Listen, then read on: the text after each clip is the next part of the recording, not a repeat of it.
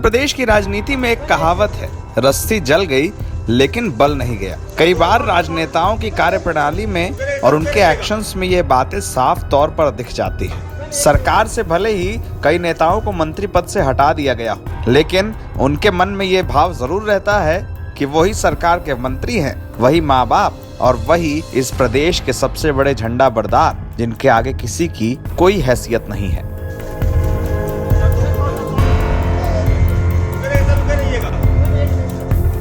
ये तस्वीर उत्तर प्रदेश की उस विधानसभा की है जिसे प्रदेश का सर्वोच्च सदन कहा जाता है। विधानसभा की गैलरी में सीएम योगी आदित्यनाथ अपनी तस्वीर खिंचवा रहे हैं। उनके साथ सरकार के कई मंत्री हैं, बीजेपी के कुछ नेता भी।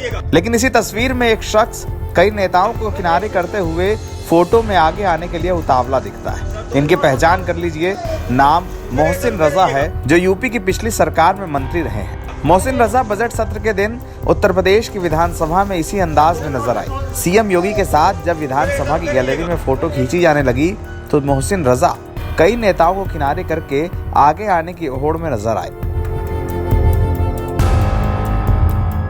होड़ ऐसी थी कि कई मंत्रियों को इस स्थिति में असहज होना पड़ा। मीडिया के कैमरों में ये तस्वीर रिकॉर्ड हो गई तो कई लोगों ने इसे 26 जनवरी की उस घटना से जोड़ दिया जो इसी विधानसभा के सामने हुई थी।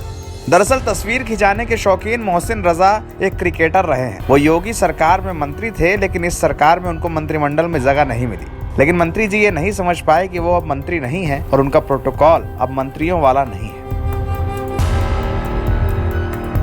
26 जनवरी के दिन जब उत्तर प्रदेश की विधानसभा के सामने गणतंत्र दिवस समारोह का आयोजन हुआ तो वहां पर परेड देखने के लिए मोहसिन रजा मंच पर चढ़े।